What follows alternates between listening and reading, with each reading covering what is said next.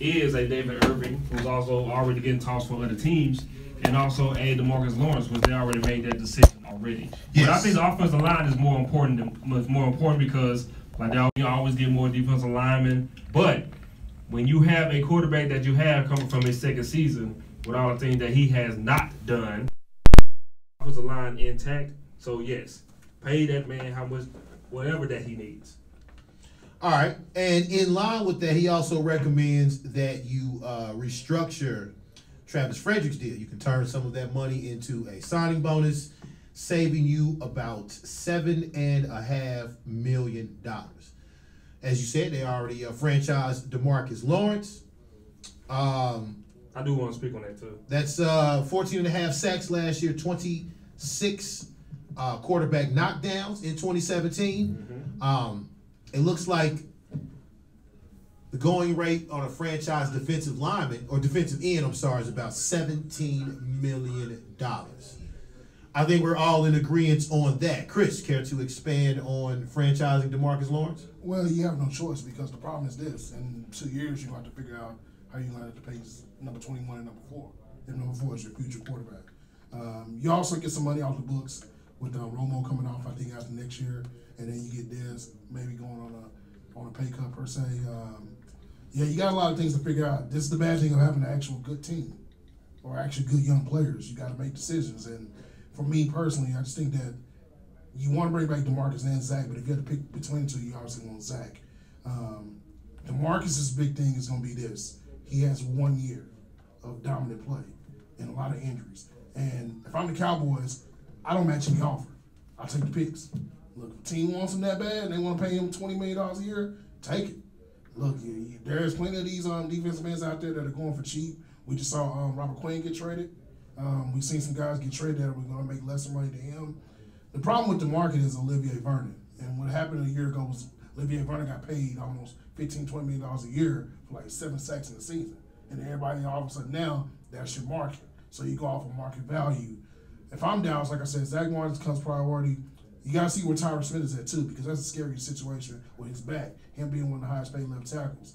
And also, Jason Witten has a lot of dead money that you need to figure out with him. What is your future going to be with him? So, like I said, Dallas got a lot of things to work on, but I like the idea of franchise tagging him. I wouldn't make a commitment for a guy who has 1 season on his belt, because that's almost, you're breaking the whole Cowboy thing of not doing that, and then you want to do it. To Chris's point, over 25 games in 2015 and 16, Lawrence generated 9 sacks and 18 hits. 2017, as I said before, 14.5 sacks, 26 quarterback knockdowns. Still only 25 years old. But BMO, your thoughts? My thoughts on that is I have no problem with the franchise tagging because that's what I wanted them to do with him. Because just like Hendo said, he only had 1 good season, and of course it's his contract year. So he did lead the league in sacks. That's great. That's what's needed from this defensive line, for the Dallas Cowboys. But at the same time, I'm still going to be very cautious with this because that's only 1 season that you did this. So take this $17 million. You got to show and prove to me. Like, you put me on a play for this contract. That's all I want you to do. Now, I mean, of course, if you did give him this contract, then like Hendo said, what you going to do with Frederick? And what you going to do with Tyron Smith, which, of course, we're going to talk about free agency and about what they need to do with the draft, by the way.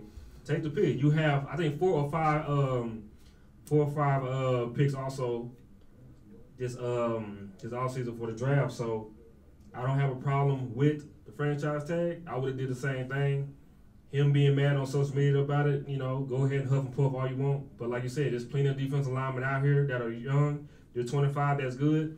Go ahead and, do what you did last year, this year. Go ahead and get that contract after that. So we'll see. All right. He also says force Dez Bryant to take a pay cut or release. While the Cowboys aren't in an onerous cap situation after moving on from Tony Romo, who will still count $8.9 million against the cap this year. There's a huge gap between Dez's $16.5 million cap hit and his recent production.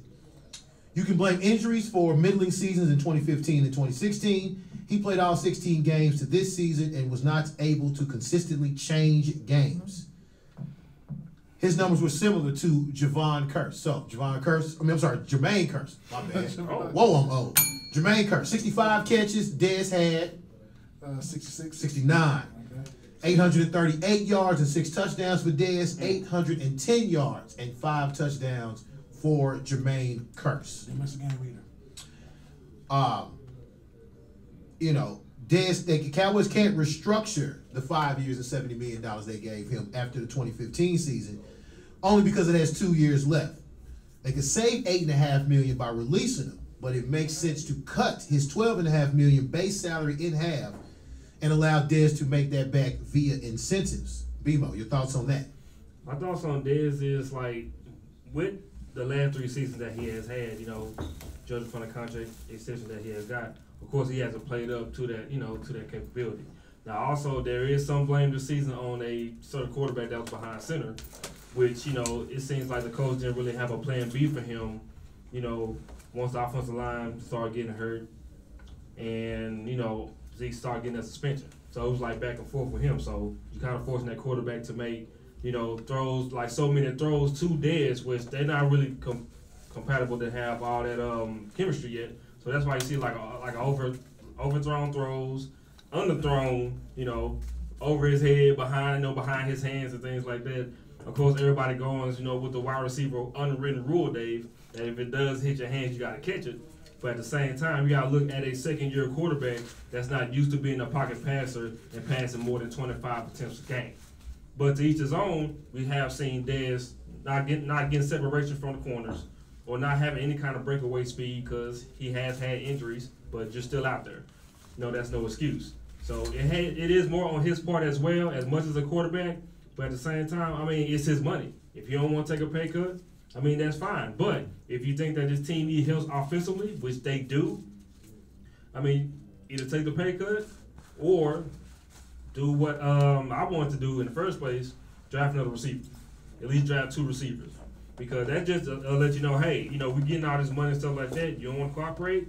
That's fine. We'll bring some young receivers in here, and we'll see how it works with that. But they're going to have to really step it up this season just to live up to the contract capabilities if he's not going to take a pay cut. Chris, do you think that the Cowboys draft is affected by their decision to make on Dez? No, because it's a deep draft. I'm looking at guys like Christian Kirk, second rounders, that could probably be good for this team. I think before we start blaming number 4, number 88, we need to look at the coaches too. Because you got to put your players in a situation to win. Because I honestly think if you put Dez on a team like Philadelphia, a team that can use him to his assets, because they said the same thing about Alshon Jeffrey the year prior to him leaving Philadelphia when he was in Chicago. Oh, he can't do this anymore. He stays hurt. Then all of a sudden he goes to Philadelphia. He's making catches in the Super Bowl. So I think that with Dez, it's interesting how it works. We said these same things about, you know, Larry Fitzgerald years ago, and he's still getting it. We said about Reggie Wayne, he was still getting it. I think that maybe a change center is good for him. If I'm the Cowboys, though, in their case, you got to make a decision. I think, to me, you got to find out what your quarterback can do. And you also got to figure out what this offensive lineman is going to, the offensive coordinator is going to do. Because my thing is Scott Linehan doesn't put guys in situations to be better. We don't see Dez in the slot. We don't even see Dez move in motion. And that's the difference. You got to help out the quarterback. Let me ask something right quick. Didn't mean to cut you off. Just by not seeing Dez, moving to the slot or all around the field, it is on Linehan. I do agree with you with that. But do you think that maybe sometimes more also on Dez with the work ethic? Like, he don't want to move around. He want to just stay on that side and just do what he wants to do? Well, the story is that Dez wants to be moved around. Friends of the show, I spoke to that, he said that Dez complains about not being in the slot, being moved around. I mean, you look at Alshon Jeffrey. His biggest catch in the Super Bowl, he was in the slot, in the play action. We can look around. We can make fun of Jarvis Landry, but at least they get the ball to Jarvis Landry. 112 times he got the ball. He didn't get anything with it, but he got 112 catches to prove it. I mean, Odell Beckham's in the slot.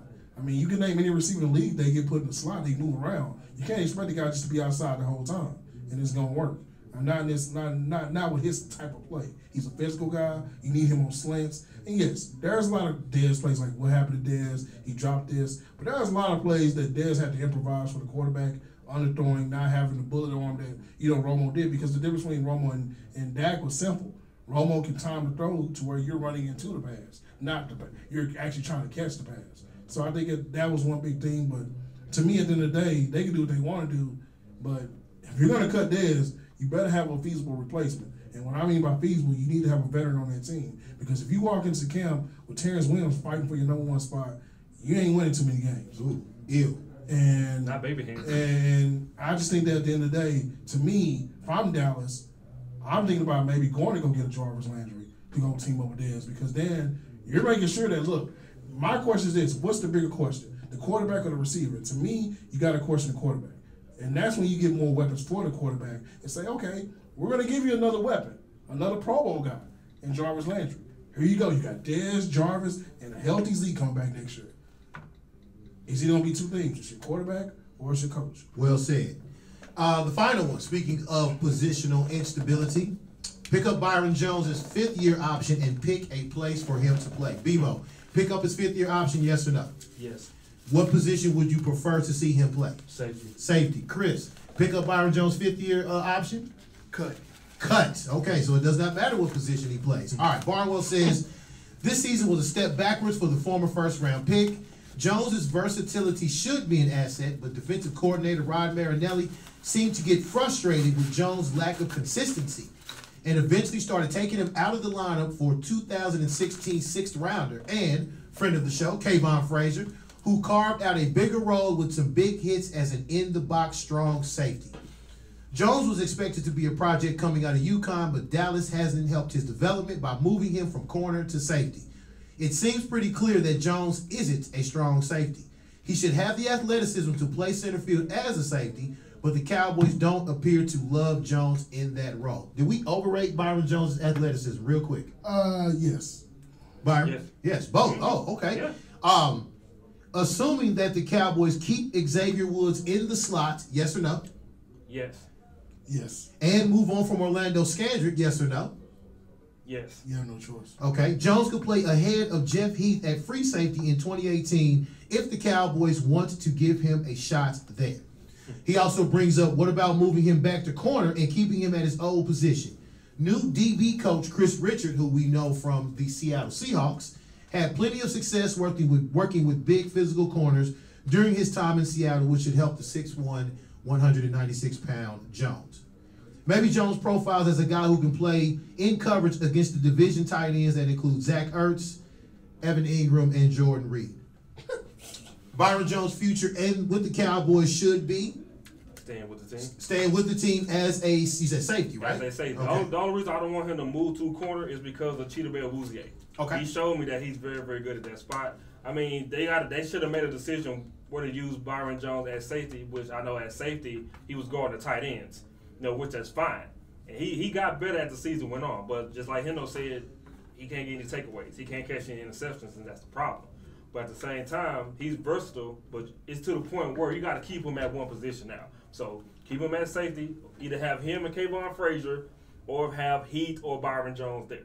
They're going to have to try to make a choice with that, because I think the cornerback position is okay because they're getting younger. Okay. Chris, you have long been a questioner of Byron Jones and his effectiveness as a Cowboy. You say move on from him, and since you are feeling that we should move on, well, the Cowboys should move on from him. What was the problem here? Did we overrate his athleticism? Well, yeah. I mean, coming out of college, he was a freak athlete. I mean, he's a good football player. I mean, he's one thing that we got to give him credit for. I think this is the most underrated thing about football is the attendance theory. He's never missed a game. But for me personally, repeat BMO, Cheeto Wouzier, and also shout out to Jordan Lewis, who was one of the top PFF cornerbacks last year as a rookie. And I think you got your two cornerbacks. This free agent class of cornerbacks, safeties it's not great, but it's really good. And the guy that comes to mind for me is LaMarcus Joyner. Yes, get a lot of chatter in the free agents on the streets. And also the story's already been out there. LaMarcus Joyner being at 28 years old, there's a 29-year-old that wants to come play for Dallas, and Earl Thomas. And if you're Dallas, when you have 2 third-round picks, do you want to get Earl Thomas in? And the reason why I say yes on it, because he understands Chris Richards' defense. He's your future coordinator. And number 2, he can teach. That's the problem with this Dallas defense right now. Who's the secondary that's cheating these guys? I mean, Scandrick is considered your veteran. You're going to go. So to me, I think if Earl wants to be here, Earl can make a difference on his defense for his teaching. It really don't matter who's at cornerback or safety at the end of the day for me, because if your pass rush stinks, then you don't really have anything. Okay. Thank you very much, fellas. Next week, we will take a bigger picture look at NFL free agency, which begins March the 14th. We will speak on Chris's boy, Jarvis Landry. We will speak on my boy, Cuzzo. We will speak on LaMarcus Joyner. Mookie's boy, Trey Burton, as he shed a thug tear in the car earlier today for the loss of one of the more versatile players out here. And Vinny. And possibly Vinny Curry. Oh, wow. Oh, Kid man. McCarroll's gonna be gone too. Okay. What is the interest in Muhammad Wilkerson, real quick? Real quick, one word. Yeah, one word. Stay out of trouble. More than one word. One No word. said. No It's said. It would have been good like 3 years ago, right? We'd have been like, oh yeah. Yeah. Especially as an interior rusher. All right, we'll take a break. When we come back, it is news and notes time with Lord Byron. I just saw J.R. Smith. I forgot what the other two were, but I just saw J.R. Smith, so We'll start with that one. it sounds like it'll be a good one. Mo Sports Talk on theafterparty.com. Mike Conley, Memphis Grizzlies. Yeah. Mark Yes. Collins. Mark Collins. Dog. Oh, one of my partners had tried out for this too. Yeah, that was down. That show when that was down. That show Yeah. when she